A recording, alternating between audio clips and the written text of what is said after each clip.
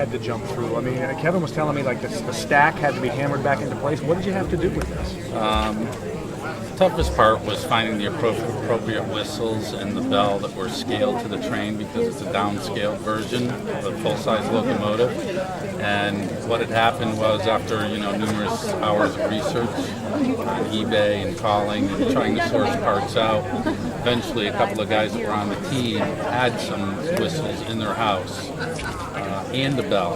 And there's a big story that goes along with both of those. One of the whistles was donated by Barry Anderson, and the other one by Max Miller. Barry's son had one of the whistles on his train, and he died a week before graduation when he was 17. So he donated that. The bell his father handmade in the 30s, weathered the 38 hurricane.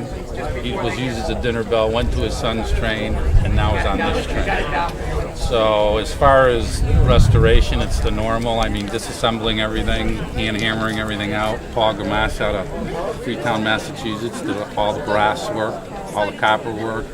The polishing and stuff was done at the shop with some local artisans from RC Metalsmiths here in Connecticut. And just a group of 6 or 7 volunteers and enthusiasts that jumped in along the bag with the bandwagon. Did it take longer, less time than you expected, harder, easier? Talk about that a little bit.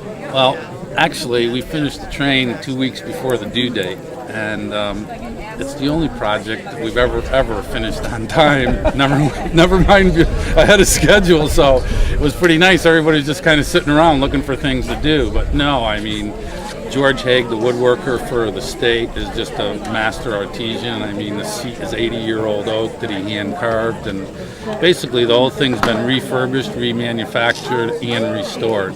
So there's a lot of original pieces on there, and we added some of our own 24 karat gold leaf, some pinstriping, to make it more of a showpiece. I guess let's start with what did this start out as? What did it look like when you handed it to Ted? A cylinder, just a silver cylinder and a bunch of scattered parts. Really, it didn't look anything like a train. We had to find the pieces and resurrect them or copy them, and that's all you have to do. It's amazing to look at now. Is this something that will? What's going to happen with it now? Run on the property? What's the plan here? We're not sure. It's really a liability aspect that we don't know. If DEP wants to take it over, they have more money than we do. Friends of Gillette Castle couldn't afford that. The distant plan is to get the steam train restored, and possibly down the line use that, have a mile circuit around the park, but we're not sure. We really aren't sure. It involves the neighbors, it involves a lot of different things. Did Gillette do that? Did he have the train running around? He had a 3.2-mile circuit all over the castle grounds. He has a tunnel over there. He has different tracks. We still have some of the tracks. They're now walkways, but yes, absolutely. It was his passion when he retired. So it would be nice if you could put it back. It would be wonderful if you could do it. Absolutely. We've been working on this for 10 years, on this one, and the other one would be another couple of years, but yes, it would be our dream.